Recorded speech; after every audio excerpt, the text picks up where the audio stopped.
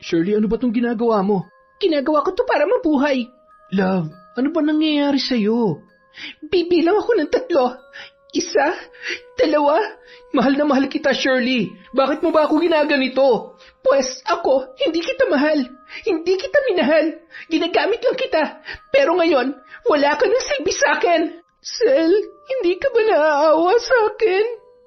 Kita mo naman ang kalagayan ko. Maawa? Bakit? Naawa ka ba sa'kin nung ginagatasan mong kapatid ko para sa bisyo mo? Naawa ka ba sa'kin nung pinagmukha mo akong tanga? Hindi naman, diba? So bakit kita kaaawaan? Taon 2010, Bulacan. Galit na napamura si Maricel sa bunsong kapatid na si Anthony dahil nalaman niya na 3 araw lamang pumasok sa eskwela ang kapatid sa loob ng linggong yon. Ano ka ba naman, Anthony? Kung hindi pa ako pinatawag ng advisor mo, hindi ko malalaman ang mga kagaguhan mo. Ganito ka na lang ba talaga, ha? Paulit-ulit na lang ba to? Wala ka bang plano para sa kinabukasan mo? Binibigay ko naman lahat ng kailangan mo sa eskwela. Nakaupo lamang ang binata at abala sa kanyang cellphone. Tila pinapalabas lang nito sa kabilang tenga ang lahat ng litanya na kanyang naririnig. Ano ba, Anthony? Kinakausap kita. Yan ang nakukuha mo sa pagsama-sama sa mga barkada mong mga bad influence. Ano? Sagot! Ano bang gusto mong sabihin ko, te? Wala naman akong kwenta para sa inyo, di ba? Puro sermon na nga lang ay inaabot ko araw-araw eh. Sino bang matutuwa sa mga pinagagagawa mo, ha? Ang baba na nga ng grades mo, nagka-cutting classes ka pa. At malaman-laman ko pang hindi ka pala pumapasok. Sakit ka lang talaga sa ulo. Hindi ka naman si mama. Kung makaasta ka dyan, parang ikaw nanay ko. Aba, natural lang na maging ganito ako sa'yo dahil ako nagpapaaral sa'yo. Kung gusto mo matuwa ako, magtino ka. Hindi kita pinapalamon para maging pabigat. Naging madilim ang anyo ni Anthony sa patuloy na paninermon ni Maricel. Sa inis ay padubog siyang tumayo at mabilis na naglakad palabas ng bahay. Hoy, Anthony! Hindi pa ako tapos! Bumalik ka! Lecheng kapatid naman to, oo. Buisit talaga. Ganoon palagi ang nagiging senaryo kapag nag-uusap ang magkapatid. Hindi niya makausap na maayos si Anthony dahil kapag nagsisimula na siya magsermon ay umaalis na yun kaagad. Minsan lang silang magkita dahil palagi siyang abala sa pagtatrabaho bilang teller sa isang bangko. Para kay Maricel, sakit lamang sa ulo si Anthony. Pero anong magagawa niya? 2 na lamang sila na naiwan sa kanilang pamilya dahil sabay na namatay sa isang aksidente ang kanilang mga magulang. Nung mga sandaling yon, napabuntong hininga na lamang ang dalaga. Ma, Pa, bakit niyo pa kasi kami iniwan? Kung nandito lang sana kayo, hindi ako namumroblema ng ganito. Samantala, pagkaalis ng bahay ay dumiretso kaagad si Anthony sa bahay ng kanyang kaibigan na si Marlon. Oh, ano nangyari sa'yo? Ba't nakasimangot ka dyan? Ano pa nga ba? Nagpang-abot na naman kami ng magaling kong ate. Kaya ayun, parang nabasag na yung eardrum ko sa kakatalak niya. Ay naku, ang mabuti pa, doon na muna tayo tumambay sa tambayan natin. Masarap maggitara doon, masarap din ang hangin. Tara na nga. Para mawala tong inis ko. Magdala na rin tayo ng beer. Sige, iti-text ko muna yung tropa. Baka libre din sila. Sa trabaho, matamlay na pumasok si Maricel. Napansin yon ng kanyang kaibigan na si Shirley. Maricel, nananamlay ka yata. Ay, hindi ko na talaga kayang kontrolin yung kapatid ko. Ang tigas-tigas ng ulo. Ganyan talaga mga kabataan ngayon. Akala kasi nila, nasa tama sila palagi. Ewan ko ba, Shirley? Parang hindi niya nakikita ang mga sakripisyo ko para sa kanya. Para mapag-aral siya at mabigyan ng magandang kinabukasan. Puro sakit na nga lang ng ulong sinusukli niya sa akin eh. Alam mo, Sel, kailangan lang talagang kausapin mo siya ng masinsinan. Yun bang heart-to-heart talk? Paano kami makakapag-usap ng maayos eh? Laging pabalang kong sumagot. Minsan, nagtatakip pa ng tenga. Sinong hindi high blood doon? Pero kapag barkada niyang kausap o kasama, ayun, ang lakas pa ng tawa. Enjoy na enjoy. Hindi na nga ako nakapag-boyfriend dahil mas inuuna kong atupagin ang pagtatrabaho para may makain kami. Pero wala talaga siyang utang na loob. Ay di mag-boyfriend ka para naman mag-enjoy ka rin at hindi puro problema na lang ang iniisip mo. Paano naman ako magkaka-boyfriend, Aber? Ni wala ngang naniligaw? Hindi na problema yon. Sumama ka sa akin mamayang gabi. Maghahanap tayo ng jojowain. Ano? Anong-ano? Maghahunting tayo, Maricel. Akong bahala sa'yo. Pagsapit ng uwian, dumiretso na sila sa galaan. Nagpunta sila sa isang disco bar. Uminom at sumayaw si Maricel at pakiramdam niya ay nabawasan ang mabigat na dinadala sa kanyang dibdib. Ang saya-saya pala dito. Sinabi mo pa. Kung alam ko lang na mag-e-enjoy ako sa ganitong lugar, di sana nun ko pa ginawa. Don't worry, dadalasan natin ang pagpunta dito para mag-enjoy ka. Maya-maya pa, may lumapit na 2 lalaki sa kanila. Nakipagkilala ang mga yun at nag-ayang sumayaw na malugod naman nilang pinaunlakan. Habang nasa gitna ng dance floor, nakita ni Maricel na naglalaplapan na si Shirley at ang kapareha nito. Napangiwi siya sa kanyang nasaksihan. Patuloy pa rin siya sa pagsayaw, ngunit napansin niya na naging malikot ang kamay ng lalaking kanyang kapareha. Pilit noong hinahapit ang kanyang bewang at pilit na pinapadikit siya sa katawan noon. Tinulak niya ang lalaki pero hinipuan siya nito at pilit na nilalapit ang muka nito sa kanya. Nang hindi niya na matagalan, umigkas ang malutong niyang sampal sa muka ng lalaki. Galit naman na napamura yun. Bastos! Nakita ni Shirley ang nangyari at kaagad siyang hinila nito sa isang sulok. Maricel, okay ka lang? Ano nangyari? Bastos hinipuan pa naman ako ng walang hiyang yon. Umalis na nga lang tayo dito. Tara na! Nang makalabas sa disco bar, nanggagalaiti pa rin si Maricel. Sana hindi mo na lang siya sinampal, Maricel. Anong gusto mo? Hayaan ko lang na bastusin niya ako? Paano ka magkaka-boyfriend yan kung ganyan ka umasta? Masyado kang ganun ka ba humanap ng boyfriend, Shirley? Hindi matino ang mga lalaking ganun ang galawan. One night stand lang ang hanap nun. Mas mabuti pang umuwi na lang tayo. O kung gusto mong bumalik sa loob, ayos lang na mag-isa lang ako mag-aabang ng sasakyan. Sayang, mukhang nag-enjoy ka pa naman sana makipaglaplapan doon. Oy, uwi na tayo. Huwag ka na magalit. Alam mo, feel ko na si Anthony ngayon. Kaya hindi kayo nagkakasundo kasi stricta ka masyado.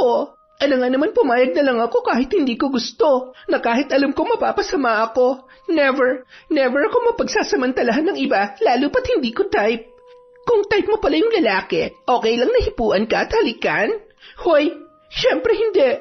Kailangan niya muna akong ligawan. Anong tingin mo sa akin? Kagaya mo na kahit kanino na lang pumapatol? Ay, grabe ka sa akin. Alam mo kung hindi lang kita friend, nagtampo na ako sa'yo. Mas mabuti na yung pranka, Shirley. Saka, ngayon ka pa ba magtatampo? Ilang taon mo na akong kilalang ganito. Kaya nga, umuwi na nga lang tayo. Baka kung saan na naman mapunta yung paglilitanya mo.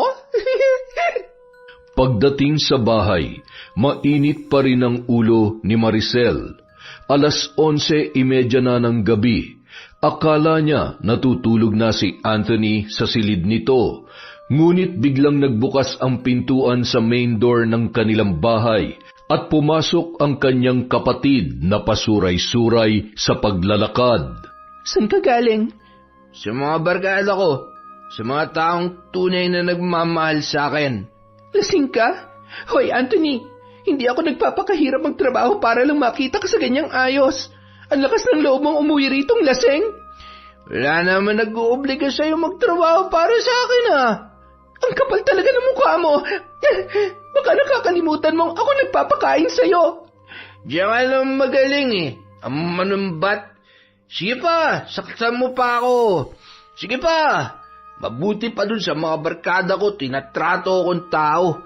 Ikaw, anong tingin mo sa akin? Walang silbi. Pinapalabas mo mas gusto mo pang sumama sa mga barkada mong wala namang magandang may dudulot sa'yo? Sige, dun ka sa kanila. Tingnan lang natin kung mabibigay nila ang mga pangangailangan mo. Pagkatapos magsalita ng dalaga, padabog na lumabas ng bahay si Anthony. Saan ka pupunta? Sabi mo, dun ako sa kanila, di ba? Kahit kailan sakit ka talaga sa ulo. Siyensya ka. Malakas na ibinalya ni Anthony ang pinto. Naiwan naman ang kanyang ate na nanggagalaiti pa rin. Sawang-sawa na ako sa katigasan ng ulo mo. Bahala ka na sa buhay mo. Mabilis na nilak ni Maricel ang pinto at pumasok na sa kanyang silid. Samantala, si Anthony ay doon na nakatulog sa labas ng kanilang bahay. Tila wala lang sa binata ang lamig sa paligid dahil sa kanyang kalasingan. Makalipas ang ilang oras, hindi pa rin makatulog si Maricel. Kahit naiinis sa kapatid sa pagsagot-sagot nito sa kanya, ay nag-aalala pa rin siya kay Anthony. Kaya naman, tinawagan niya ang kaibigan nito na si Marlon. Pero mukhang tulog na rin ang lalaki sa kabilang linya dahil panay lang ang ring ng cellphone nito at hindi sumasagot. Makalipas ang ilang sandali, napabuntong hininga na lamang si Maricel at lumabas sa kanyang silid. Sumilip siya sa bintana at nakita niya ang kapatid na natutulog sa may gilid ng kanilang pintuan. Nakabaluktot yun at naghihilik pa. Tila nawala naman ang pag-aalala sa dibdib ng dalaga. Hindi niya na nilapitan pa si Anthony. Sapat na nakita niya yon. Ay, ano bang gagawin ko para magtino ka, Anthony? Isang araw, nalaman na lang ni Maricel ang biglaang pag-resign ng kanyang kaibigan na si Shirley. Nais niya magtanong dito kung bakit umalis sa trabaho, ngunit hindi na niya makontak ang kanyang kaibigan. Kilala si Maricel sa trabaho bilang isang istrikta at masungit. Wala siyang ka-close doon maliban kay Shirley. Yun lang kasi ang nakakasabay sa kanyang mood. At dahil sa biglaang paglalaho nito, wala na tuloy siyang mapagsabihan ng kanyang mga problema na laging tungkol sa kapatid niya na si Anthony. Ano ba kasing nangyari sa babaeng yon? Hindi na rin makontak. Ay... Makalipas ang 2 buwan, noon lamang nagpakita sa kanya ang kaibigan. Nagulat pa siya nang makita yon sa labas ng kanilang bahay. Shirley, ikaw ba yan? Oo naman. Aba, 2 buwan lang tayong hindi nagkita, hindi mo na ako nakikilala. Nakakatampo naman. Halika, pasok. Kumusta ka ng babae ka, ha? Alam mo, makukurot kita sa singit. Malaking kasalanan mo sa akin. Nagyakapan pa ang dalawa bago pumasok sa loob ng bahay. Saan ka ba nagpunta at ngayon ka lang nagpakita? Bakit umalis ka sa trabaho? Hindi mo man lang ipinalam sa akin, tapos hindi ka pa makontak. Ano ba nangyari sa'yo, ha? Dahan-dahan lang, mahina ang kalaban. Alam mo, pakainin mo kaya muna ako. Hindi pa kasi ako naghahapunan eh. Ikukwento ko lahat na nangyari sa akin, basta busog ang sikmura ko. Kaagad namang ipinaghanda ni Maricel ang kanyang kaibigan. Habang kumakain, pinagmasdan niyong mabuti ni Maricel. Nangayayat si Shirley, lumalim ang mata at maputla na rin ang balat. Bigla siyang napaisip kung ano nga kaya ang pinagdaraanan ng kanyang kaibigan. Natahimik ka dyan, Sel. Ha? May iniisip lang ako. Sige, kumain ka lang dyan. Pasensya ka na, Sela. Gutom na gutom talaga kasi ako eh. Ang totoo niyan, 1 araw na akong walang kain. Nagkaproblema kasi ako. Mahilap ang pera sa akin ngayon, kaya heto, kinapalan ko na mukha ko na pumunta dito para makakain. Saka, alam mo Shirley, kung ano man yung problema mo, sabihin mo na lang. Baka makatulong ako sa'yo. Ang totoo niyan, sobrang laki ng problema ko ngayon. Hindi ko alam kung saan ako kukuha ng malaking halaga para malutas ang problema ko. Bakit? Ano bang problema mo? Nakadispal ko ako ng pera, 100,000. Nascam kasi ako eh. May isang kakilala nag-offer sa akin ng investment kasi nga malaki ang tubo. Akala ko kikita ako pero naloko ako nung nagalok sa akin. Ngayon hinahabol na ako ng kakilala ko dahil nga sa perang hiniram ko. Nakakala niya ako ng iskam sa kanya. Hindi siya naniniwalang na-scam lang din ako. Nabiktima lang kaming dalawa. Naku, problema nga yan. Kaya ka ba huminto sa trabaho natin dahil dyan? Oo, akala ko kasi nasa pag-i-invest ko na yan ang swerte ko eh. Yan na napala mo. Paano ang daya-daya mo kasi? Wala ka naman kasing pasabi na magre-resign ka na pala. Bigla ka na lamang nawala. Hindi pa matawagan. Ganyan ka ba talaga? Kapag yumayaman na, nag-iiba ng ugali? Sorry talaga, Sel. Siguro masyado lang ako na-excite noon. Kaya hindi ko na nabanggit sa'yo. Nag-iba na rin kasi ako ng numero tapos nakalimutan ko pang isave ang number mo. Pero huwag ka mag-alala. Ibibigay ko tong new number ko sa'yo ngayon. Jesus, pambawi, ganon. Sandali lang ha. May kukunin lang ako sa kwarto. Pagtalikod ni Maricel, siya namang pasok sa loob ng bahay ni Anthony. Napakunot pa ang noo niya nang makita ang isang babae sa harap ng hapag. Kaagad namang ngumiti si Shirley sa kanya nang mapansin ang kapatid ni Maricel. Hi! Hula ko ikaw si Anthony. Yung kapatid ni Maricel? Oo, ako nga. Kaibigan ka ng ate ko? Oo, ako si Shirley. Halika, kain tayo. Marami naman itong hinanda ng ate mo eh. Saluhin mo ako. Hula ko, hindi ka pa naghahapunan. Sige. Kung kasing ganda mo naman ang kasalo ko sa hapunan, hindi na ako tatanggi. Uy, nang bola pa. Nakakahiya naman. Hindi yun bola, totoo kaya yun. Oh, Anthony, nandito ka na pala. Maghapunan ka na, sabayan mo na si Shirley. Saan ka ba nang galing? Basang-basa ka na naman ng pawis. Dun kila Marlon. Napasarap yung basketball eh.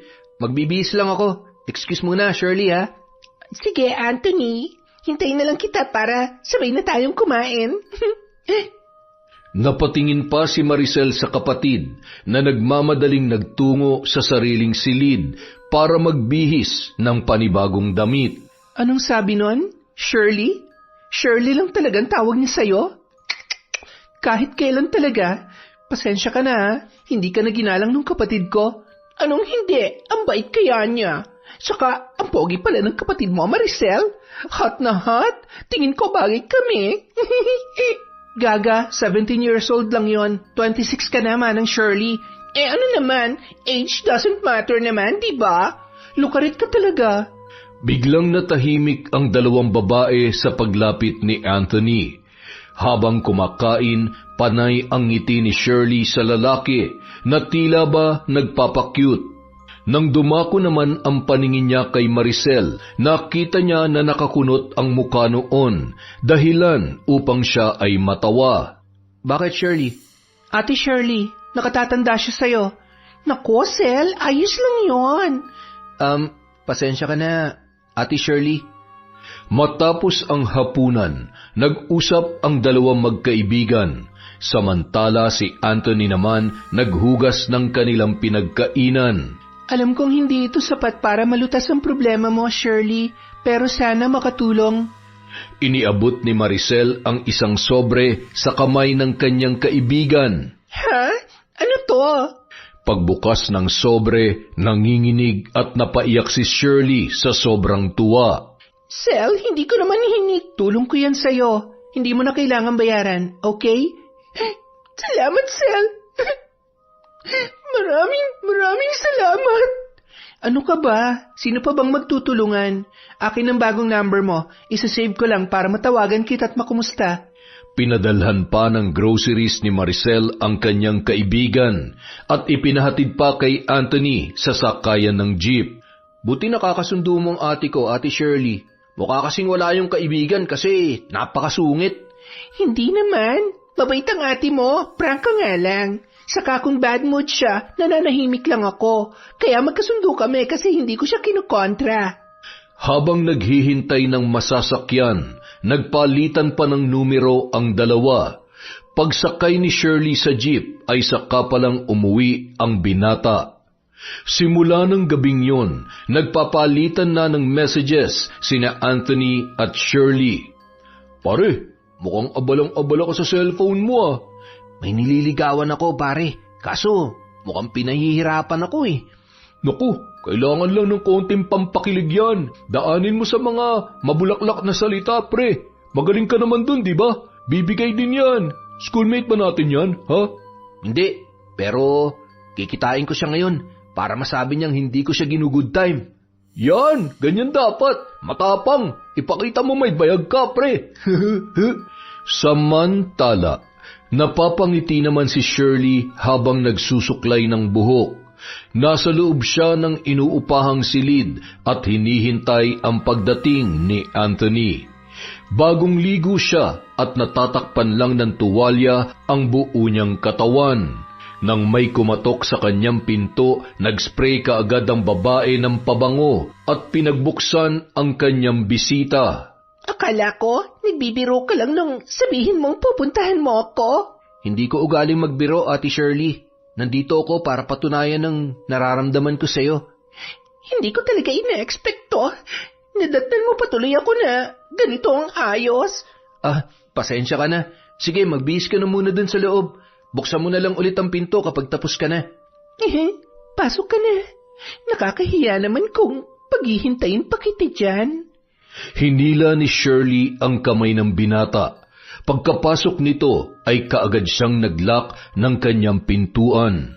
Anthony, totoo ba talagang gusto mo ako? Oo naman, Ate Shirley.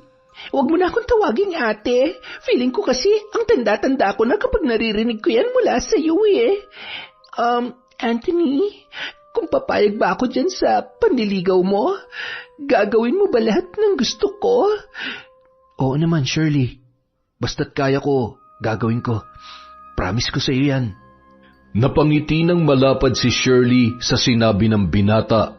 Mabilis niyang kinalas ang tuwalya sa kanyang katawan at inihulog yon sa sahig. Kaya mo ba akong paligayahin? Hindi lang ngayon kundi sa lahat ng pagkakataon? Biglang natigilan si Anthony sa ginawa ni Shirley. Hindi niya akalain na gagawin yon ng babae. Ilang beses siyang napalunok habang titig na titig sa katawan ng kanyang kaharap. Anthony, ano na? Hinihintay ko ang sagot mo. Lumapit pa si Shirley sa lalaki. Tila gahibla na lamang ang kanilang pagitan. Ramdam niya ang mabilis na pagtibok ng puso ng lalaki. Nang sunod-sunod na tumango si Anthony, ay napangiti si Shirley at kaagad na ginawaran ng mainit na halik sa labi ang binata. At doon na nagsimula ang mainit na tagpo sa pagitan ng dalawa. Nang araw na yon, naging magnobyo na sina Anthony at Shirley, ngunit kailangan nila yung ilihim sa kanilang mga kakilala dahil ayaw ni Shirley na malaman yon ni Maricel. Alam mo, love, mabait naman yung ate mo. Kailangan mo lang siyang sundin. Huwag mo siyang kontrahin sa mga gusto niya dahil para naman yun sa ikabubuti mo. Mahal na mahal ka kaya ng ate mo. Hindi mo lang yun nakikita kasi nagre-rebelde ka. Tumatak sa isip ni Anthony ang mga sinabing yon ni Shirley. Naisip niya na baka nga laging mainit ang ulo ng kanyang ate dahil pagod na sa trabaho at nagiging pasaway pa siya. Marami pa ang sinabi ni Shirley sa kanya tungkol sa mga hinaing ng kanyang ate Maricel. Lagi siyang pinapaalalahanan ni Shirley na magsumikap na mag-aral dahil yon ang makapagpapasaya sa kanyang ate. Naging inspirasyon ng binata ang kanyang nobya. Araw-araw na siyang pumapasok sa eskwela. Hindi na rin siya gaanong sumasama sa mga lakad ng kanyang mga kabarkada. Uy pre, may liga sa kabilang lungsod. Sumama ka naman sa amin. Baka nakakalimutan mo na kami. Nako pre, hindi ako pwede. May lakad kasi kami ng girlfriend ko. Mukhang tinamaan ka na talaga sa girlfriend mong yan ah. Pinagpalit mo na agad kami sa kanya. Nakakatampo ka naman. Ano ka ba naman pre? Kaibigan niyo pa rin naman ako. Alam mo namang first time kong magka-girlfriend, di ba? Pagbigyan mo na ako. Teka, kailan mo ba ipapakilala sa amin yung love of your life na yan, ha? Hindi pa namin siya namimit, ha? Makikilala niyo rin siya. Sa ngayon kasi, hindi ko pa siya pwedeng ipangalandakan sa inyo eh. Mahihain kasi yun. Asus, in love ka na talaga. Sige, mauna na ako. Di ka ba talaga pwede? Hindi nga, kulit mo naman eh. Sige na. Sa paglipas ng mga araw, napansin ni Maricel na nagsisipag na sa pag-aaral ang kanyang kapatid. Hindi na rin yon ginagabi ng uwi katulad ng dati. Napaisip siya kung bakit mukhang may pagbabago kay Anthony, kaya isang umaga kinausap niya yon. Hoy, may sakit ka ba? Wala naman, te. Nag-away ba kayo ni Marlon? Huh? Hindi naman. Bakit? Napansin ko lang kasi na kapag wala kang pasok, dito ka lang nagkukulong sa bahay. Kaya naisip ko baka may away kayo ng mga tropa mo. Mas gusto ko na kasing tumambay ngayon dito sa bahay, te. Magpapakabait na rin ako. Ate, baka naman pwedeng makahingi ng panload. Naubusan na kasi ako eh. Asus! O siya, sige. Bibigyan kita kasi mukhang nagiging mabait ka naman na ngayon. Sana tuloy-tuloy na yung kabaitan mo, ha, Anthony? Salamat, te, ha. The best ka talaga. Asus! Nang bola pa? O, heto na ang panload mo. Aalis na ako. Dumaan pa ang mga araw, mukhang patuloy ang pagpapakabait ni Anthony sa kanyang kapatid. Natutuwa naman ang dalaga sa nakikitang pagbabago nito. Magandang araw po, Ate Maricel. Nandiyan po ba si Anthony? Wala, hindi ba kayo magkasama? Sabi kasi niya may lakad siya eh. Akala ko ikaw ang kasama niya. Naku, ate, madalang na nga kami magkita eh. Yayayain ko kasi sana siya ngayon sa birthday ng isang tropa namin. Ganun ba? Ano naman kaya ang pinagkakaabalahan ng kaibigan mong yon, Marlon? Panigurado kasama niya ngayon yung jowa niya. Jowa? Si Anthony may jowa? Hindi ko yata alam yan ah. Taga saan daw yon? Ay teka, anong jowa ba yan? Babae ba o lalaki? Siyempre po, babae. Aba, malay ko ba kung bakla? Babae po, saka hindi naman po pumapatol si Anthony sa mga bakla. Nandidiri kaya yun. Ah, so taga saan yun? Maganda? Mabait? Magalang? Naku ate, yan ang hindi ko masasagot. Hindi pa kasi namin yun nakikita eh. Ayaw pa ipakilala ni Anthony kasi nga mahiyain daw. Ewan ko ba sa kaibigan kong yun? Mukhang tinamaan po talaga sa babae eh. Hindi na nga siya sumasabay sa mga trip namin ngayon eh. Simula nung maging sila. Kung ganoon, mabuti naman. Kung sino man ang babaeng yon, nagpapasalamat ako sa kanya kasi naituwid niya si Anthony. Hindi na siya sakit sa ulo ko ngayon, nakakaiwas pa siya sa pagbabarkada. Grabe ka naman, Ate Maricel. Para mo namang sinasabi na bad influence kami kay Anthony. Oy, ikaw may sabi niyan ha, hindi ako Marlon. Napakamot ulo na lamang ang binata, sabay nagpaalam ng umalis. Samantala, nasa inuupahang silid ni Shirley si Anthony. Masaya nilang pinagsasaluhan ang init ng kanilang mga nag-aalab na damdamin. Love, isang buwan na rin tong relasyon natin at masaya ako na dumating ka sa buhay ko. Masayang masaya rin ako, love. Love, pwede ba akong humiling sa'yo? Pasensya ka na ha, pero gipit na gipit talaga ako ngayon eh. Ano yun, love? Sabihin mo lang. Gagawin ko ng paraan. Ano kasi eh, hindi ko pa nababayaran yung upa dito. Baka naman pwedeng ikaw na muna magbayad. Ibabalik ko na lang sa'yo kapag sumahod na ako. Walang problema, love. May konting ipon naman ako. Ako nang bahala. Saka, wag mo nang bayaran yun. Dalawa naman tayong nakikinabang sa kwartong to eh, di ba? Thank you, love. Hulog ka talaga ng langit sa akin. Huwag ka mag-alala. Paliligayahin kita buong maghapon ngayong araw. Ako lang ang bahalang gumalaw. Simula nung araw na yun, kung ano-ano na ang hinihiling ni Shirley sa binata na pinagbibigyan naman nito ng buong puso. Tulad ng masasarap na pagkain at mga bagong damit, hanggang sa naubos na ang ipon ni Anthony. Love, mukhang sira na tong cellphone ko. Lagi na lang nagahang. Tingnan mo nga, oh. Ha? Patingin nga. Ipaayos na lang natin to, love. Ipaayos? Naku, love, paano kung isang linggo lang tumagal ang pagkakaayos tapos masisira na naman ulit? Ano kaya kung ibili mo na lang ako ng bago, love? Naku, ubos na yung ipon ko, love eh. Hindi na magkakasya yung allowance ko pambili ng bago mong cellphone. Love naman, nandiyan naman yung ate mo eh. Sure ako na pagbibigyan ka nun kapag humingi ka ng pera sa kanya. Kung hindi sa akin, hindi ka magmumukha mabait sa paningin niya, diba? Sige, love. Susubukan ko. Thank you, love. Alam mo namang hindi ako mapakali kapag hindi kita nakakausap bago ako matulog sa gabi at paggising ko sa umaga. Kailangan marinig ko naman ang boses mo para maibsan ang pagkamiss ko. Kaya hindi talaga pwedeng wala akong cellphone. Kinabukasan, maagang gumising si Anthony para maghanda ng almusal nilang magkapatid. Kagabi niya pa ine-ensayo ang kanyang mga sasabihin sa kanyang ate. Good morning, ate. Good morning. Oh, ang aga mo yatang nagising. Siyempre, dahil aasikasuhin kita ngayon. Nakahanda ng almusal mo, ate. Aba, himala. Ano nakain mo ngayon, Anthony? Wala naman. Bakit? Hindi na ba pwedeng alagaan ko yung pinakamaganda kong ate? Sus, ng bola pa.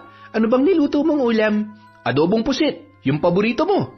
Aba, mukhang masarap pa. Amoy pa lang. Ang bango-bango na. Oh, dali na. Kain na tayo. Oh, tikman mo na, ate. Ano, masarap ba? In fairness, masarap. Ate, may sasabihin sana ako sa iyo eh. Ano naman yon? Ay, wait. Ano tong nabalitaan kong may girlfriend ka na raw? Bakit hindi mo pa pinapakilala sa akin? Ha? Hindi pa kasi siya handang makita ka, ate. I mean, makilala. Mahiyain kasi siya. Asus, sabihin mo sa kanya hindi ako nangangain ng tao. Ano bang pangalan niya? Shirley. Shirley? Kapangalan pa nung kaibigan ko, ha? Sandali, hindi naman to yung kaibigan kong si Shirley, no? Siyempre, hindi, ate. Alam mo, mukhang magandang impluensya yung girlfriend mo sa'yo.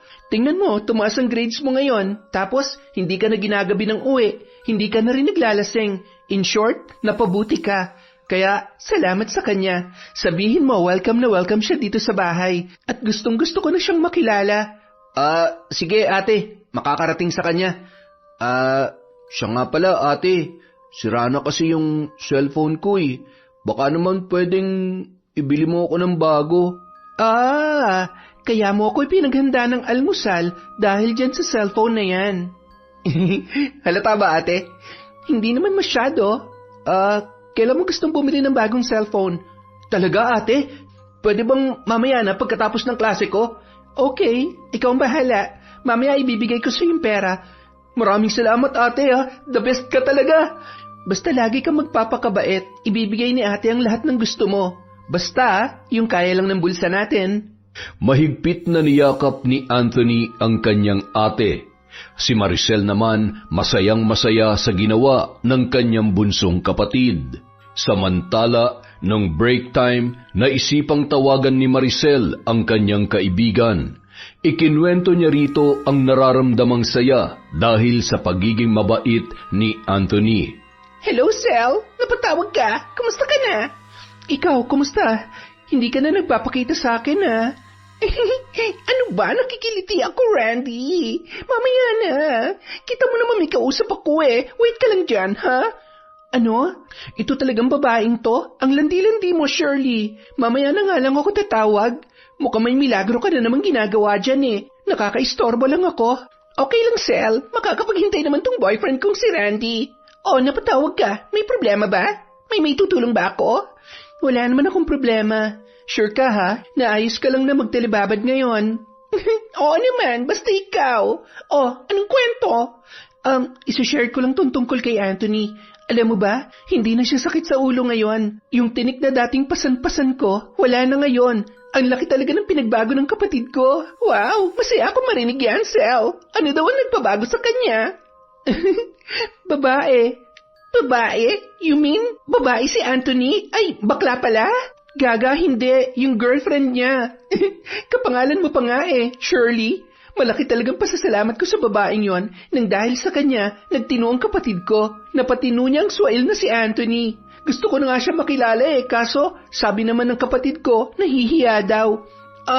Baka natatakot din, Sel. Ano yan? Hindi mo pa siya nakikita pero botong-boto ka na sa kanya?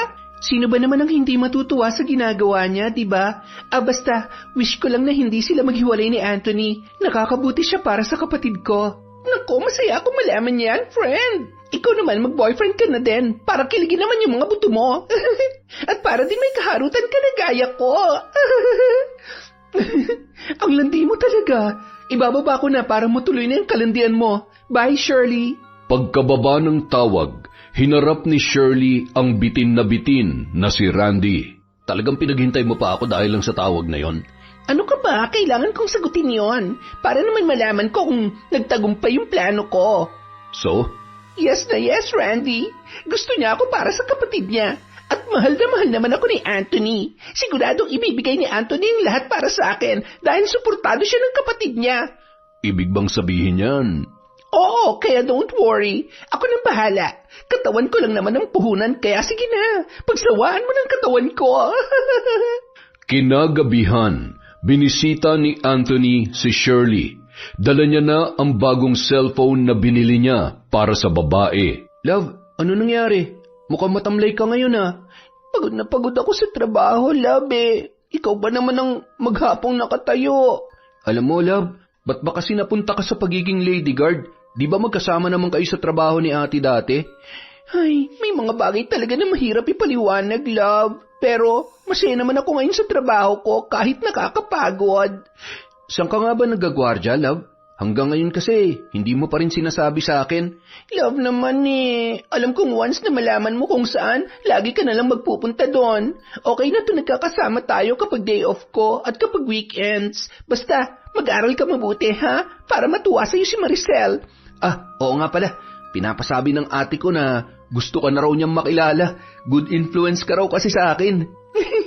As if naman magpapakilala ako sa kanya bilang girlfriend mo. Nako, mababatukan ako nun. Kilala ko kaya ang ate mo, saka hindi pa talaga ako handa, love eh. Saka na siguro kapag nakapagtapos ka na, sa ngayon, masaya na ako sa setup natin. Love, may surprise nga pala ako sa'yo. Tada! Wow, love! Nabili mo na! Oo naman, special ka kasi sa akin eh. Ano, happy ka ba? Siyempre naman! Thank you, love Salamat dito sa bagong phone! Oo, tama na. Ang mabuti pa, magpahinga ka na lang muna. Aalis na rin ako, baka kasi hinahanap na ako ni ate. Ayoko magalit sa akin yun ngayon, kaya hihingi ko lang ng pera para dyan sa cellphone mo. Okay lang, hindi na kita pipigilan. Mag-iingat ka ha. Maraming salamat. Tatawagan kita dito. Excited na ako. Pagkaalis ni Anthony, agad na tinawagan ni Shirley si Randy. Randy, pwede mo nang kunin tong luma kong phone. And please, huwag mong kalimutang dalhin ang kapalit ha. Kailangan ko na yan.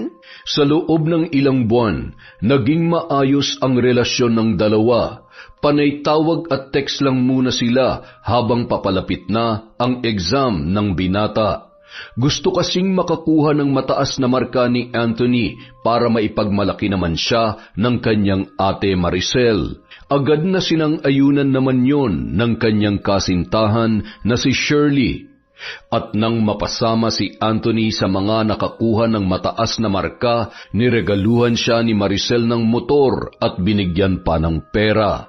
Ate, ang laki naman nito. May motor na nga eh.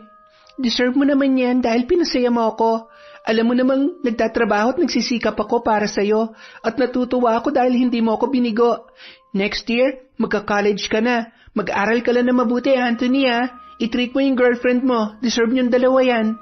Salamat ate. The best ka talaga. Hindi na tumawag o nag-text si Anthony kay Shirley dahil gusto niyang sorpresahin ang pinakamamahal na nobya. Dumiretso na siya sa inuupahan nito. Nakailang katok pa siya bago siya pinagbuksan ng babae. Naggulat pa si Anthony nang bumungad sa kanya ang anyo ni Shirley. Magulo ang buhok, magulo ang damit, malalaki ang nangingitim na eye bags, at iba ang kanyang amoy. Tila hindi yun naliligo. Love, bakit hindi mo sinabing pupunta ka dito? Love, ano nangyari sa'yo? Bakit ganyan ang itsura mo?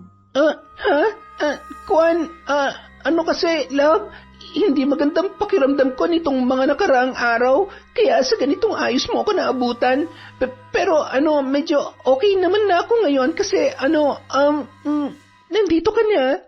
Yayayain lang sana kitang kumain sa labas, pero mas okay na magpa-deliver na lang tayo. Baka kasi hindi ka pa okay eh.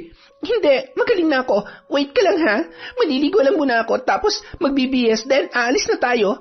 Medyo nagugutom na rin kasi ako eh. Sigurado ka ba, love? Parang wala ka pang tulog eh. Kagigising ko lang kaya. Don't worry, love. Ikaw kaya ang gamot ko. Nang makapasok si Shirley sa banyo, iniligpit naman ni Anthony ang mga gamit na nagkalat sa sahig. Makeup, pabango, kumot, pati na rin ang kanyang unan. Meron ding mga plastik.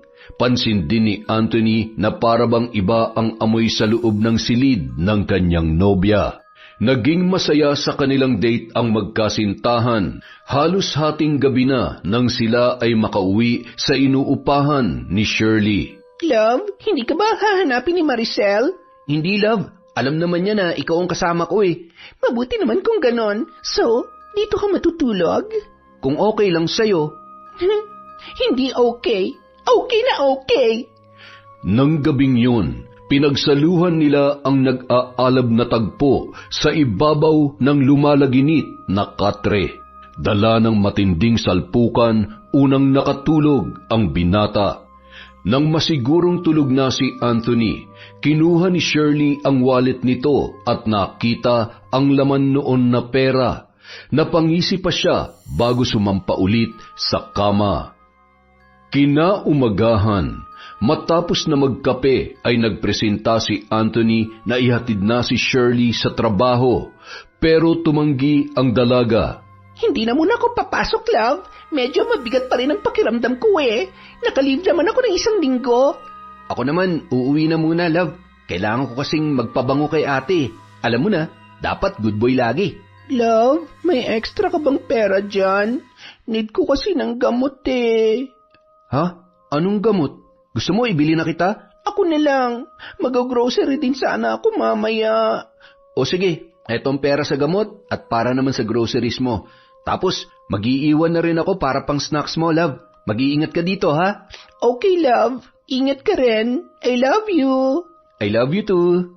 Nang makaalis ang binata, dali-daling nagdial si Shirley sa kanyang cellphone. Hello, Randy. Meron ka ba dyan? Pumunta ka dito, dali. Isang araw, habang namamasyal sina Shirley at Anthony sa park sa kabilang syudad, aksidenteng nakita sila ni Marlon. Naku, yan pala yung sinasabi niya nobya. Maganda naman ang hubog ng katawan, maputi at sexy. Teka nga, kailangan ko makita ang muka para masabi kong maganda talaga. Ang tagal naman lumingon dito ng babae. Malapitan nga, mukhang nilalanggam na sa sobrang kaswitan eh. Nakangiting lumapit si Marlon sa kanyang kaibigan at sa girlfriend nito. Pre, naku, dito pala kayo nagde-date ha? Marlon, pre, si Shirley nga pala, girlfriend ko. Love, si Marlon, kaibigan ko. Hi, kumusta? Sinipat na maigi ni Marlon si Shirley. Nakipagkamayon sa kanya at kinamayan niya rin ang dalaga. Matagal na naming sinasabi kay Anthony na ipakilala ka sa amin kaso ayaw mo raw. Finally, na-meet na rin kita. Ngayon, alam mo na kung bakit nahihiya ako makipagkilala sa inyo. Malaki ang age gap namin ng kaibigan nyo. Ayokong pagtawanan nyo siya dahil pumatol siya sa akin. Di naman problema yun. Saka sino ba naman ako para pintasan ng babaeng mahal ng kaibigan ko? Kung saan siya masaya, susuportahan ko siya. Hindi naman gaano malaki ang agwat ng edad nyo ah. Yung iba nga, parang nanay na nila yung mga jowa nila eh. Pero proud pa rin sila. Ganyan naman talagang pagmamahal, hindi ba? Dapat binabandera. Yan nga ang eksaktong sinabi ko kay Shirley, pare. Pero siya tong masyadong nag-overthink. Ang importante, nagmamahalan kayong dalawa. Huwag nyo nang alalahanin ang mga sinasabi ng iba kung meron man. O sige na, mauna na ako. Mag-enjoy kayo ha? Pre, makikiusap lang sana ako sa'yo. Huwag mo na sanang banggitin kay ate yan tungkol dito. Ako na lang ang magsasabi sa kanya. Alam mo naman ang ugali nun. O sige pre, walang problema. Ilang linggo pa ang lumipas nang magbakasyon si Marlon sa kanyang tiyahin sa kabilang lungsod. Tita Mirna, ano po bang ganap dyan sa bahay ng kapitbahay nyo? Hindi ako nakatulog kagabi sa mga ugong ng nagsisidatingan ng mga sasakyan. May mga motor pa. Ay, yan nga ang pinoproblema namin ng tito mo. Hindi naman sila maingay sa loob, kaso nakakabulahaw talaga ang ugong ng mga sasakyan. Ewan ko ba kung anong ginagawa ng mga nagpupunta dyan? Yung iba ay naabutan na ng sikat ng araw. Pwede nyo naman sigurong ipatawag sa barangay. Nakakaistorbo po kasi sila eh. Alam mo kasi Marlon, natatakot kami magsumbong dahil may kapit yan sa malalaking tao. Ayaw ko may mangyari masama sa pamilya ko dahil sa pakikialam namin sa kanila. Po, ano pong ibig niyong sabihin? Atin-atin lang to ha, wag na wag mo ipagsasabi sa iba. Yan kasing si Randy, tulak yan, malakas ang kapit niyan. Ano pong tulak? Nagbebenta yan ng ipinagbabawal na gamot. Yung mga nagpupunta dyan sa bahay niya, mga parokyano niya yan. Oras na magsumbong kami, tiyak na malalagay sa alanganin ang buhay namin. Mabuti pang magpakabingi at bulag na lamang kami kesa matigok. Naku, delikado po pala talaga, tita. Baka may mga pulis pang kasanggayan eh. Isang araw, habang nagdidilig ng halaman, may isang sasakyan ang natanaw ni Marlon na pumarada sa labas ng bahay ni Randy. Pagkababa ng isang sexing babae ay kaagad na nilapitan yon ni Randy at hinalikan sa labi. Pumulupot naman kaagad ang mga braso ng babae sa matipunong pangangatawan ng binata. Napatigil si Marlon sa ginagawa at tiningnan mabuti ang babae. Marlon, huwag ka na masyadong tumitig sa kanila. Baka kung ano pang isipin ng mga yan. Nandiyan pala kayo, tita. Tita, sino po yung babae? Kaano-ano po yan ng Randy? Isa yun sa mga chicks ni Randy. Dati nagtatrabaho sa bangko, kaso mukhang nalulung sa droga kaya kumakapit na lang kay Randy ngayon para makakuha ng libre. Bakit? Kilala mo ba yang si Shirley? Hindi po tita. Ngayon ko lang po nakita yan. Nang makauwi si Marlon sa kanilang lunsod, hindi na siya nagdalawang isip na bisitahin ang kaibigan na si Anthony. O pre, mabuti naman at dumalaw ka. Kumusta ang bakasyon mo? Mabuti naman, pre. Eto, pasalubong ko. Baka kasi sabihin mo, hindi na kita naalala eh. Nga pala, kumusta naman kayo ng girlfriend mo? Okay naman. Hindi nga lang kami nagkikita lagi kasi masyado siyang busy sa trabaho niya. May trabaho pala siya. Ano naman? Lady guard siya, pre. Pero proud pa rin ako kasi marangal ang trabaho niya. Pre, gaano mo kamahal yung jowa mo? Mahal na mahal. Sa kanya na nga umiikot ang mundo ko eh. Gaano mo ba siya kakilala? Tatapatin na kita, pre ha. Nakita ko kasi siya sa Santa Elena nung isang araw. Ha? Paano mo naman siya makikita doon, pre? Nagtatrabaho yun. Araw-araw ko naman siya nakakausap sa cellphone at wala siyang sinabi na nagpunta siya sa Santa Elena. Ayaw ko makialam sa relasyon niyo, pre, pero ginagago ka lang ng jowa mo. May kinakalanta rin siyang iba, pre. Marlon naman, bakit mo naman sinasabi yan? Kung naiinis ka sa kanya dahil hindi na ako nakakasama sa mga lakad natin, wag mo naman siyang siraan, pre. Nagsasabi ako ng totoo, pre. Inuuto ka lang niya. Ang mabuti pa, hiwalayan mo na siya. Ha? Gago ka pala eh. Nagpunta ka lang ba dito para siraan si Shirley? Pues hindi ako naniniwala sa'yo. Ang mabuti pa, umalis ka na. Wala akong magagawa kung ayaw mo maniwala, pre. Nagmamalasakit lang ako sa'yo dahil kaibigan kita. Pagsapit ng hapon, tinawagan ni Anthony ang kanyang kasintahan, kaya lamang hindi niya makontak si Shirley.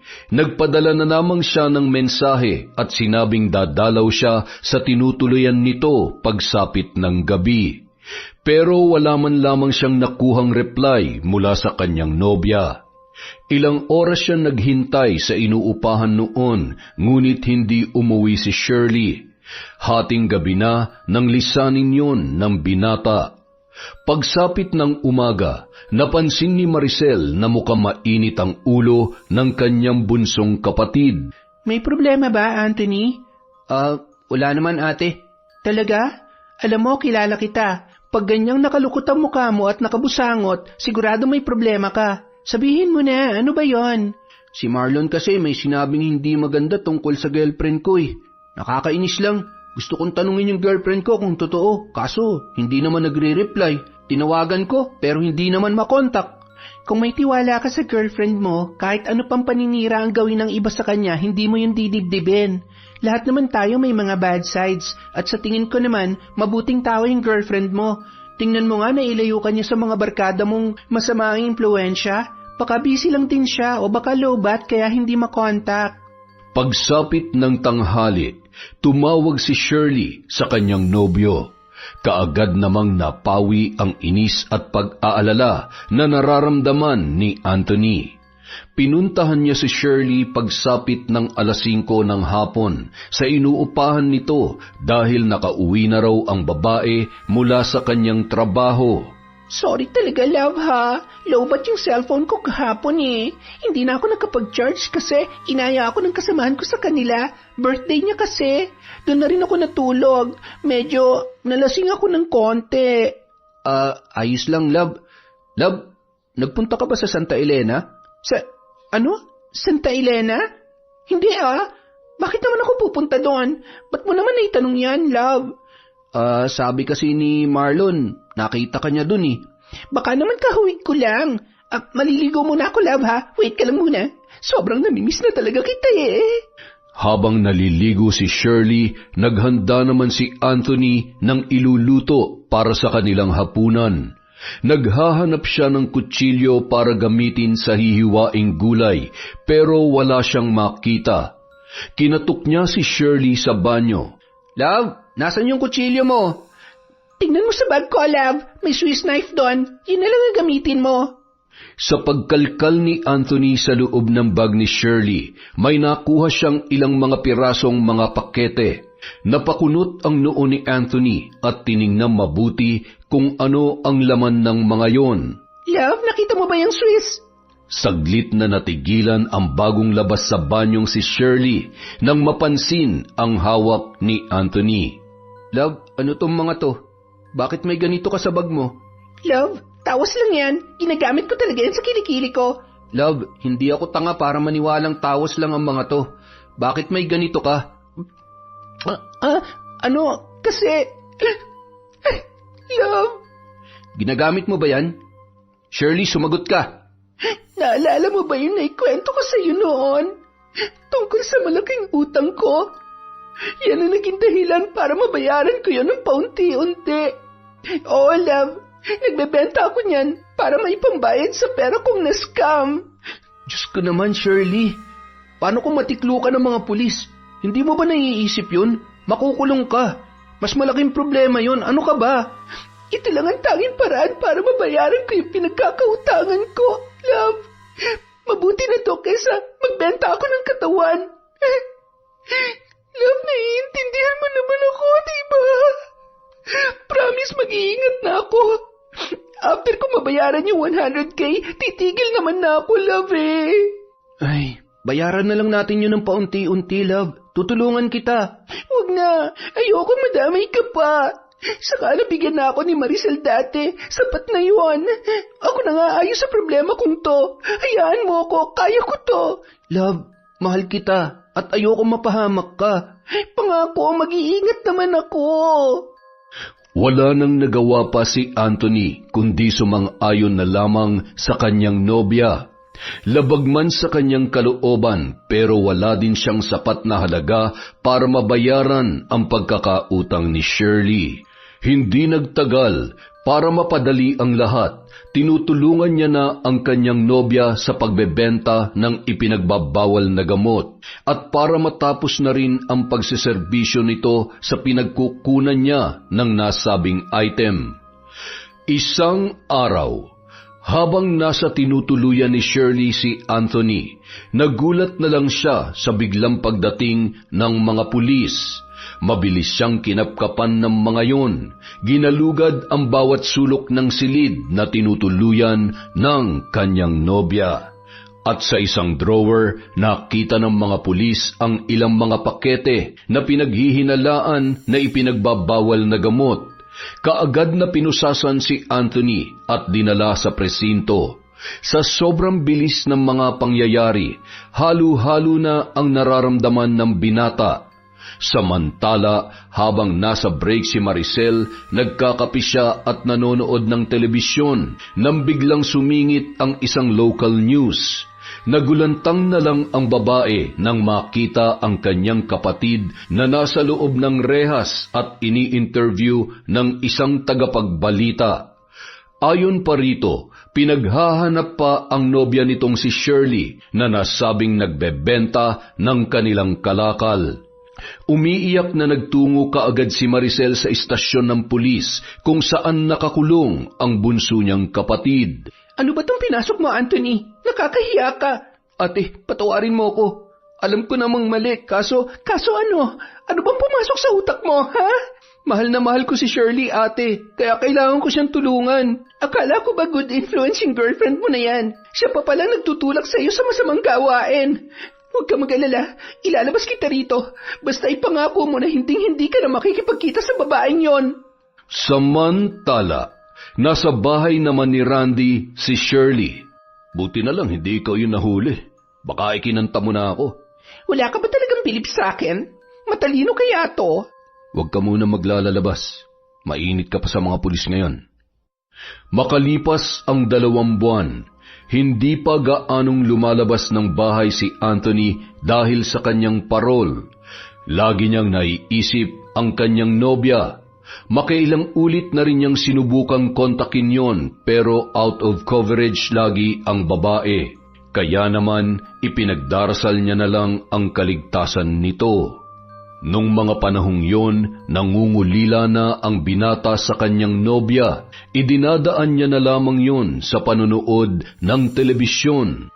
Samantala, dumalaw si Marlon sa kanyang kaibigan na si Anthony at kasalukuyan na nakabukas ang TV. Isang balita ang nakakuha ng kanilang pansin. Isang bahay sa Santa Elena ang nireid ng mga pulis at nasakote ang may-ari ng nasabing bahay na si Randy at ang ilan sa mga kalalakihan na gumagawa ng aktwal na session doon. Pre, yan yung pinagkukunan ni Shirley. Salamat naman at natiklo na rin sila.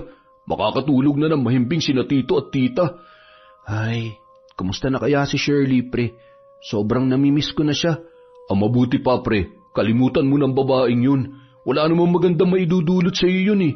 Kung wala kang magandang sasabihin, pre, pwede ba umalis ka na lang? Ito naman oh. Sige, hindi ko na siya babanggitin. Iba na nga lang ang pag-usapan natin.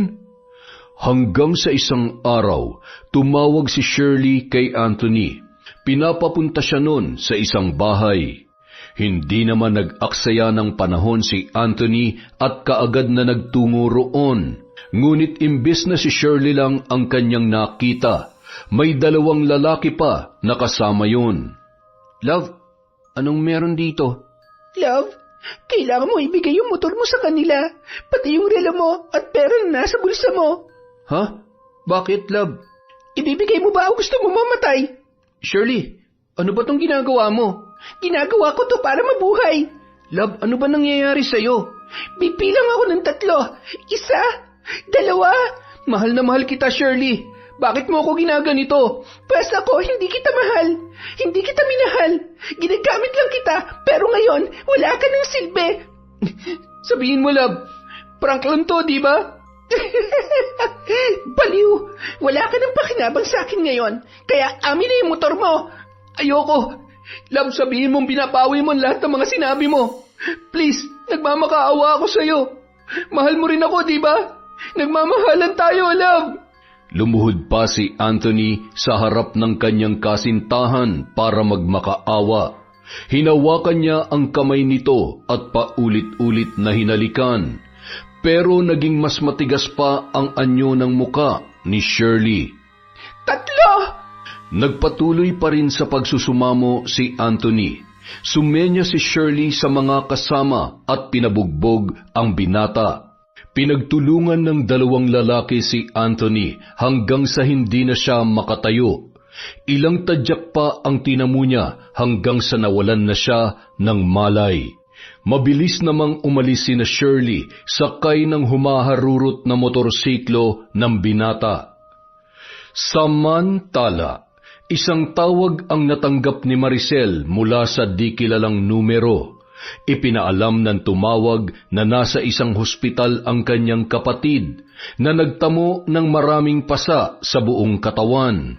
Ilang sandali pa napasugod ang dalaga sa ospital nang hihinang lumapit si Maricel sa kanyang kapatid na noon ay naka-oxygen. Anthony, sinong gumawa nito sa'yo? Ate, sorry. Bakit ka nagsasorry? Wala kang kasalanan kay ate. Magpagaling ka. Sorry, kasi hindi ako nakinig sa'yo. Sabi mo, wag akong makipagkita kay Shirley. Pero ginawa ko. Tama ka po, ate. Wala siyang magandang may dudulot sa akin. Anthony, ayos ka lang? Diyos ko, Anthony! Nurse! Idiniklarang namatay si Anthony dahil sa tinamong internal bleeding. Anthony! Kapatid ko! Isinusumpa ko! Pagbabayarin ko at pananagutin ang gumawa nito sa'yo. Ipinapangako ko yan.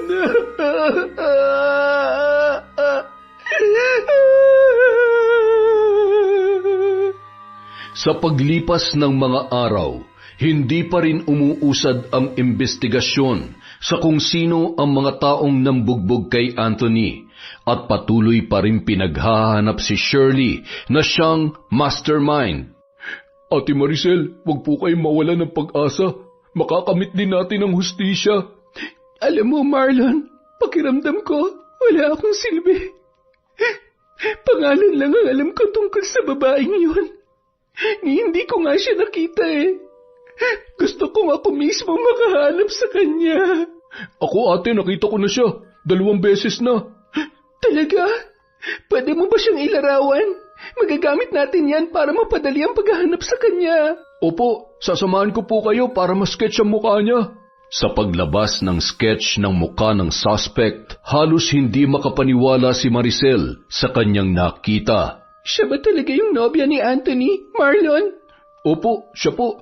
Tingin ko, kaedad niyo siya, ate. Samahan mo ako mamaya sa bahay. May ipapakita ako sa'yo. Pagkarating nila sa bahay ni na Anthony, kaagad na hinanap ni Maricel ang kanyang photo album. Binuklat-buklat niya yon at nang makita ang hinahanap, ipinakita niya yon kay Marlon. Siya ba yung sinasabi mong nobya ni Anthony? Opo, ate. Siya nga po. Yung suit niyang yan, nakita ko na yung suit niya dun sa Santa Elena. Diyos ko, walang hiya kang babae ka. Pati kapatid ko, tinalo mong malandi ka. Ate, kilala niyo po ba siya? Oo, Marlon. Kilala ko siya. Kaya pala ayaw siya ipakilala sa akin ni Anthony dahil alam nila magagalit ako sa relasyon nilang dalawa. Mahihiyain daw. Ang kapal ng mukha niya. Kaano-ano niyo po ba siya, ate? Kaibigan. Dating kaibigan, pero ngayon, kaaway ko na siya, Marlon. Dahil sa ginawa niya sa kapatid ko, pagsisisihan niyang isinilang pa siya sa mundong ito. Pagsisisihan niya ang ginawa niya. Dahil sa natuklasan, kinalikot ni Maricel ang cellphone ni Anthony at doon nakita niya ang mga mensahe ni Shirley na kadalasan ay nanghihingi ng pera sa kanyang bunsong kapatid. Ang walang hiya! Ginatasan pa talaga niya kami ng kapatid ko.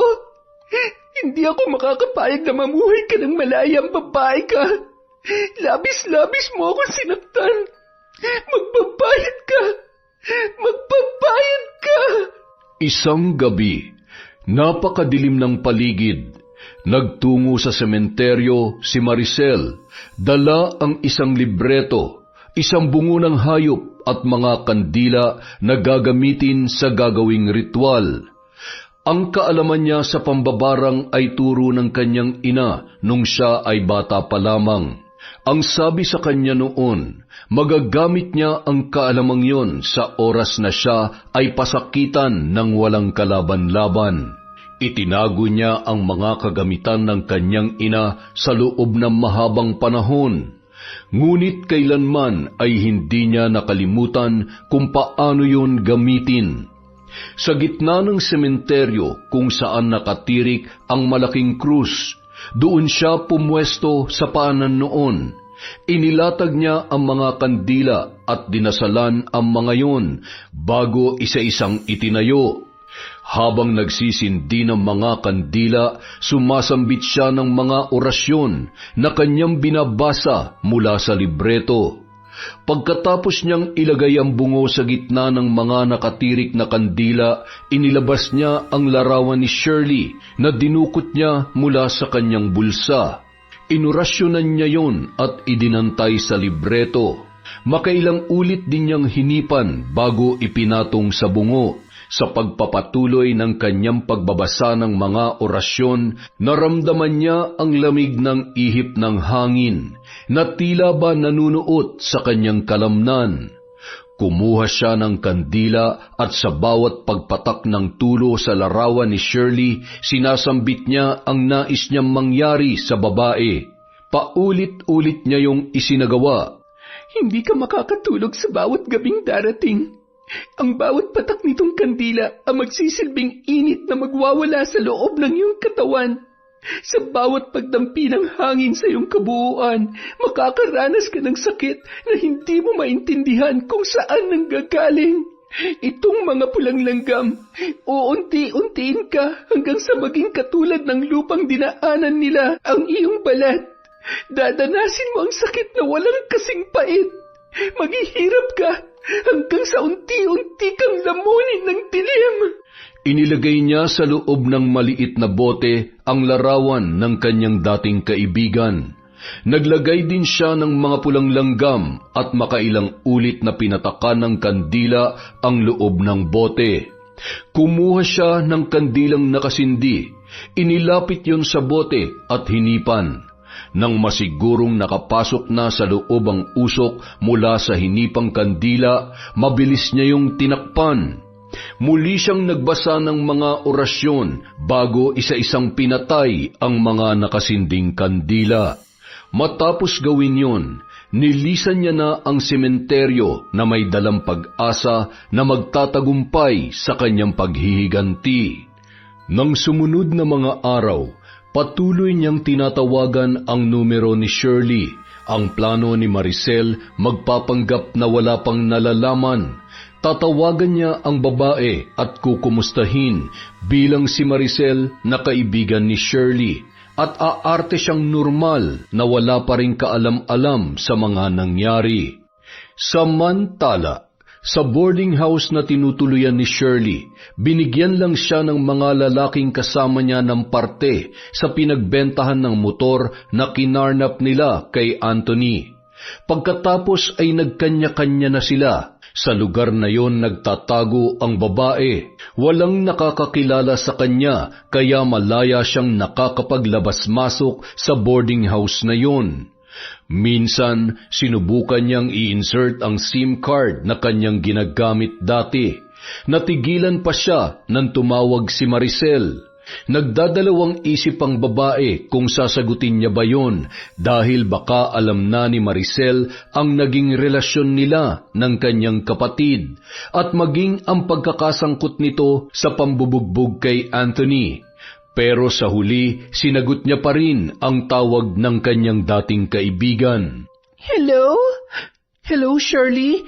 Naku naman, buti na lang nakontak na kita. Kumusta ka na? Ayos lang ako, Sel. Ikaw, kumusta ka na? Eto, hindi pa rin matanggap ang pagkawala ng kapatid ko. Nawawala si Anthony? Wala na si Anthony, Shirley. Patay ng kapatid ko. Pinatay siya ng mga nagnakaw ng motorsiklo niya. Ang sabi ng mga pulis, hold up daw tapos nauwi sa carnap. Natigilan si Shirley sa kanyang narinig. Hindi niya naman ginustong patayin ang binata. Ipinabugbog lang niya yon para hindi naman laban pa at para matangay nila ang motorsiklo. Dahil kailangan nilang makatakas at makalayo sa lugar na yon. Nadakip na ba mga salarin, Sel? Nakilala ba sila? Yun na nga ang problema eh. Hanggang ngayon wala pang suspect na lumilitaw. Sobrang sakit ng mga nangyari sa kanya, Shirley. Nag-iisang kapatid ko si Anthony. Kaming dalawa na nga lang ang magkakampi. Kinuha pa siya sa akin. Magpakatatag ka, Sel. Pasasaan ba't mahuhuli rin ang mga kriminal? Sana nga, Shirley. Sana nga. Nang matapos ang kanilang pag-uusap, kumbinsidong-kumbinsido si Shirley na wala talagang nalalaman ang kanyang kaibigan. Dahil kung meron man, pinaulanan na siya nito ng masasakit na salita at pagbabanta. Pagsapit ng gabi, sa gitna ng pagtulog ni Shirley, bigla siyang nagising dahil sa init na parang kumakalikot sa loob ng kanyang dibdib. Bumangon siya at ilang beses na uminom ng tubig, ngunit tila hindi naman nawawala ang rumaragasang init mula sa kanyang loob. Pakiramdam niya ay para siyang nasusunog. Hindi niya maipaliwanag ang init na nararamdaman. Sa gitna ng gabi, naligo siya para maibsan yun, ngunit hindi pa rin nawawala. Hindi na rin siya nakatulog dahil doon. Ang pakiramdam niyang yon ay hindi na tumigil pa paglipas ng ilang mga araw. Buisit, naghanap na yata ang katawan ko ng vitamins. Ay, nakakainis. Kailangan ko makadilihensya ngayon. Pero saan naman ako makakakuha dito ng paborito kong gamot? Kaya lamang, hindi umayon sa kanya ang panahon dahil wala siyang madilihensyahan. Dahil sa init na nararamdaman, para na siyang mababaliw kakaisip kung paano yun maiibsan o titigil. Halos mangiyak-ngiyak na si Shirley. Isa pa sa kanyang pinoproblema ay ang hindi siya makatulog. Pakiramdam niya pagod na ang kanyang utak at mga mata. Ano nang gagawin ko? Lintik naman na buhay to. At sa bawat araw, unti-unti na rin siyang nawawalan ng ganang kumain. Hindi niya alam kung bakit bigla na lang siyang naiiyak.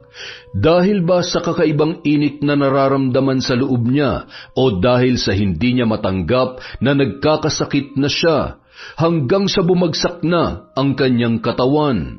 Ilang sandali pa, naisip niyang tawagan si Maricel. Magbabaka sakali siya na baka matulungan siya ng nag-iisang kaibigan na mula noon hanggang ngayon ay inaalala siya. Hello, Shirley? Sel, nakakahiyaman pero kailangan kong tulong mo. Tulong? Oo naman. Ano bang may tutulong ko sa'yo? May sakit ako, Sel. Hindi ko alam kung anong klaseng sakit to pero baka naman pwede mo akong puntahan. Sige, nasan ka ba? Nang maibigay na ni Shirley ang address, ay napangiti na lamang si Maricel. Nako, Shirley, baka hindi ako makapunta ngayon. Hindi ko maiwan tong trabaho eh. Medyo malayo ka kasi, pero promise, dadalawin kita ngayong weekend. Okay lang ba? Oo, okay lang. Hihintayin na lang kita, Sel. Sa paglipas ng mga araw, patuloy sa pakikipaglaban si Shirley sa kanyang karamdaman. Unti-unti siyang nanghina hanggang sa palagi na lang siyang nakahiga dahil kung tatayo man siya ay kaagad din siyang nawawalan ng balanse. Kung uupo naman ay hindi rin nagtatagal dahil nangangalay ang kanyang buong katawan. Hanggang sa isang umaga, nagising na lamang siya na hirap nang igalaw ang kanyang sarili. Nagugutom na siya kaya kailangan niyang pagsilbihan ng sarili kahit pa siya ay nahihirapan. Pilit siyang bumangon at dahan-dahang gumapang para initin ang lugaw na nasa kanyang kaldero. Sa mahina at maingat na paggalaw, sa wakas ay nakakain na rin siya pero kaunti lamang dahil kapag naparami ay isinusuka niya rin yun. Biglang may kumatok sa kanyang pintuan. Inayos niya ang sarili at pinahid ang kamay dahil sa natapon na lugaw, dulot ng panginginig niya habang sumusubo. Bukas yan! Pasok! Nang makitang si Maricel ang bumungad sa kanya, ay napangiti na lamang ang dalaga. Sel, buti naman at napadalaw ka. Salamat sa pagbisita. Kumusta ka naman dito? Hindi ako okay. Tingnan mo ako. Ibang-iba na ang itsura ko kesa dati. Nararapat lang sa'yo yan. Ano? Sel? Deserve mong danasin yan dahil walang hiya ka. Kung tutuusin, kulang pa yan sa lahat ng mga ginawa mo sa akin. Sa amin ang kapatid ko. Isa kang traitor. Anong ibig mo sabihin? Huwag ka na magmaang-maangan, pandemonyo ka. Alam ko ng lahat ng mga kawalang hiyaan mo. Alam mo bang triple ang binigay mong sakit sa akin, ha? Napakawalang hiya mo. Tinuring kitang matalik na kaibigan, Shirley. Itinuring kitang isang kapamilya. Sa'yo ako nagsusumbong ng mga problema ko kasi akala ko mapagkakatiwalaan kita. Pero anong ginawa mo? Niloko mo ako, nilinlang mo ako. At ang pinakamasakit sa lahat, ginamit mong kapatid ko para sa mga kagagahan mo. Wala kang puso. Wala kang utang na loob. Pinatay mo ang kapatid ko, demonyo ka! Sel, tama na. Tama na. Please.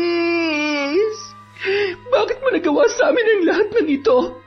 Akala ko pa naman mabuting tao ang girlfriend ng kapatid ko dahil nailayo mo siya sa masasamang barkada at bisyo. Yan pala mas malala pang pinagawa mo sa kanya. Nakulong siya dahil sa'yo. Hindi ka pa nakontento, pinagnakawan mo pa siya at pinabugbog hanggang sa mamatay. Ang dapat sa'yo mamatay din, Shirley. Papatayin kita. Sel, hindi ka ba naawa sa akin?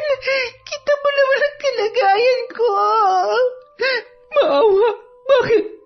Naawa ka ba sa akin nung ginagatasan mong kapatid ko para sa bisyo mo? Naawa ka ba sa akin nang pinagmukha mo akong tanga? Hindi naman, di ba?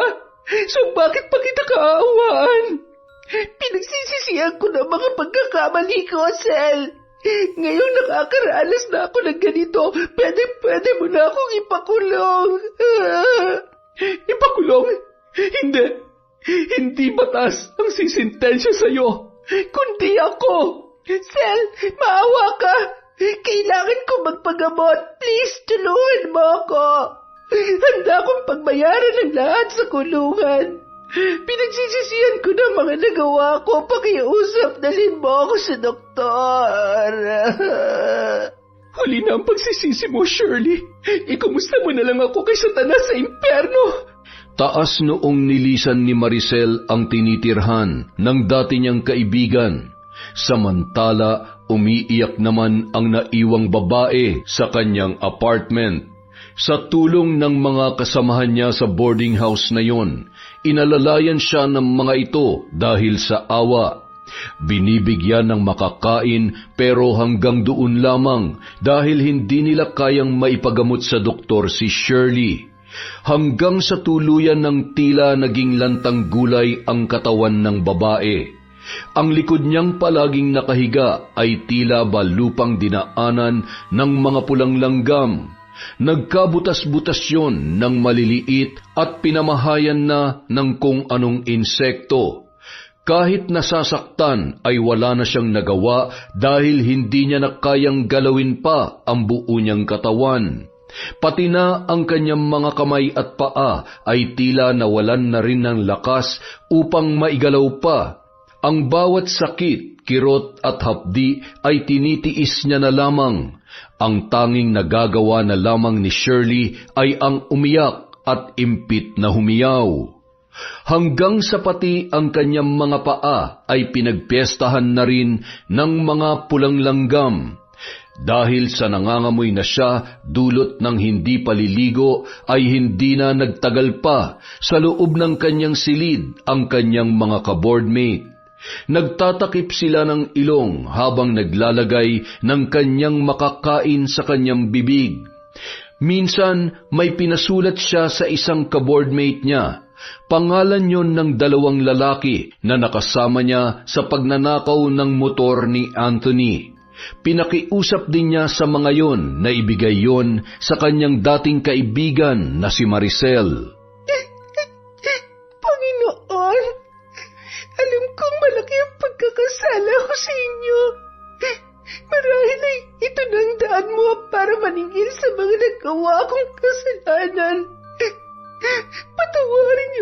sa lahat ng nagawa ko.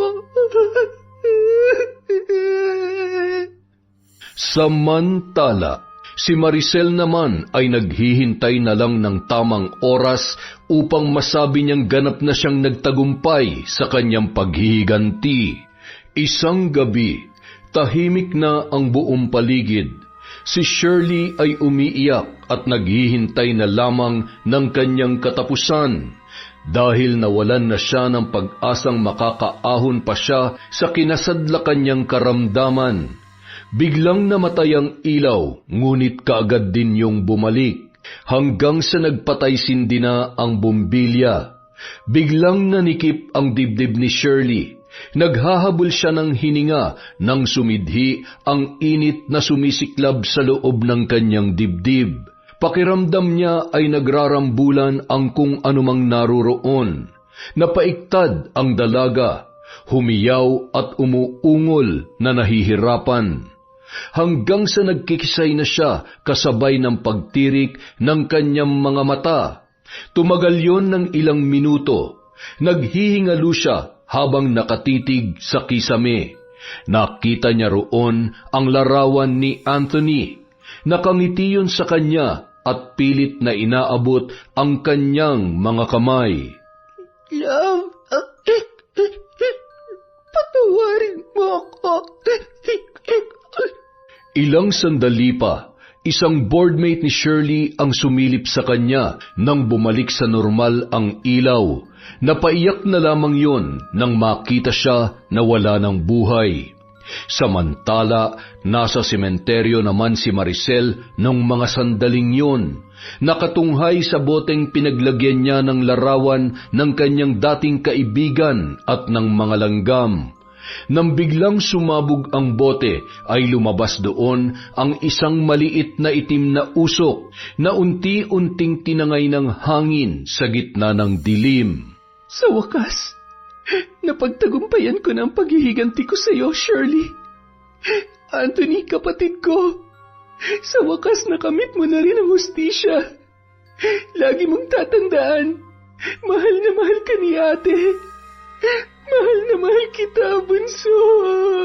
Kinabukasan, isang babae ang lumapit kay Maricel.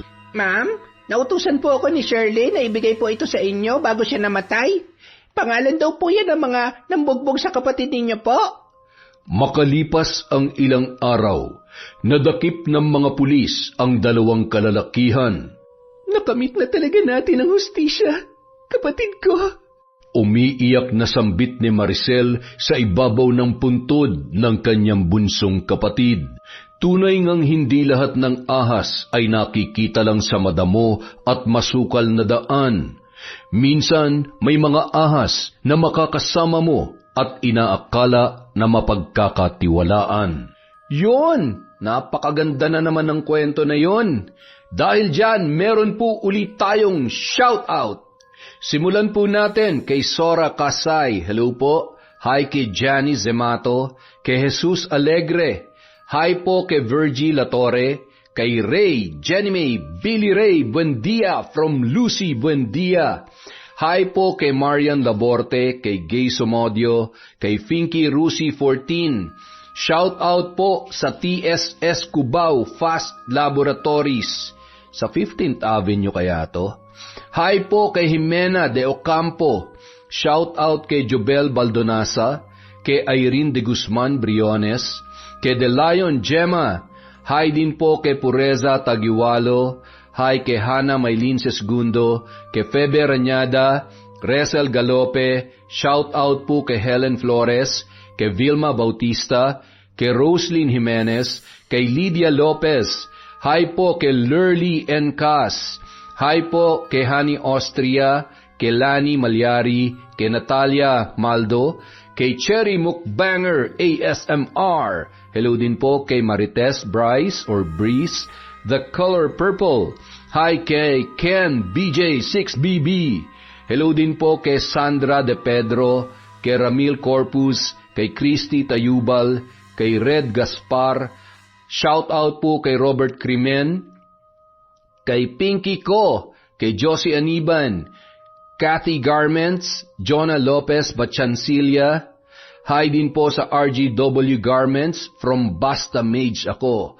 Hi din po kay Rudy Aliaga, kay Liza Albitos, kay Vivian Encando at sa kanyang anak. Hello po sa inyo. Shout out po kay Nena Dizon, kay Colin Hilario, kay Kriste Lifestyle TV. Tama po ba yung pronunciation ko ng Kriste? Hi din po kay Sally Roldan, kay Angelina Ay, kay Kuy Xiao TV, Edgardo Fontanilla, boss. Hi po sa Daloso family, kay Ate Donna, kay Triste Marie Ann Balondo, at Noli Lacorte from Lynn Kaunes. Hi po kay Elpidia Impas, kay Salvacion Roldan, Sam Escobar, Poging si Matthew Ruiz. Hello po kay Emmanuel Christian Zorilla. Hi din po kay Margie Banosong, kay Michelle de la Cruz, kay Mariel Tabuan. Happy birthday po kay Mel Santarita, December 12. Ano na ba ngayon? Sakto. Hi po kay Mercy Aninyon. Shout out po kay Errol Juan Austin, kay Ge Ukol, kay Connie, kay Jennifer Bermejo Maymay. Shout out po kay Jocelyn Murilla, kay Janet Cisneros, kay Jessica Sobremonte at sa kanyang asawa. Hello po kay Rhea Vargas, kay Elsa Havinia, kay Miss Maura, Adam Lasa, Aida Sikander, Rachel Ignacio, kay Aneng QR, Monica Nieves, Sydney Crosswind, Hayashi Megan, Nympha Arcal, kay Vicky Abut, kay Gina De Luna, kay Kakunyang. Hello din po kay Ergil Cruz, Teresita Reyes, babaeng mandirigma. Hello po kay Lucila Arnejo, kay Limuel Alindo, Chris Alcantara. Shout out kay Rida, kay Rosel Granada, kay Winnie Belnas, kay Lynn Manicane. Happy birthday po kay Laura na nasa England, from your sister Marian of Osaka, Japan. Hi po kay Kimpoy Feliciano, kay Crystalline Navarro, Annalisa Diga from Roxanne Diga. Hello din po kay Estela da Silva, kay Milaine Jordaline Concepcion, Trabador Arines, kay Journaline Arbado, Glessy Bothwell, Margaret, Jocelyn Abarquez, kay Alma Mihay Ayon, kay Majin Arellano, kay Jerry Serna, kay Nanet Rana, Ellen Manibo, Christine Labandero, Susan Mantilla at Alvin John A. Santos.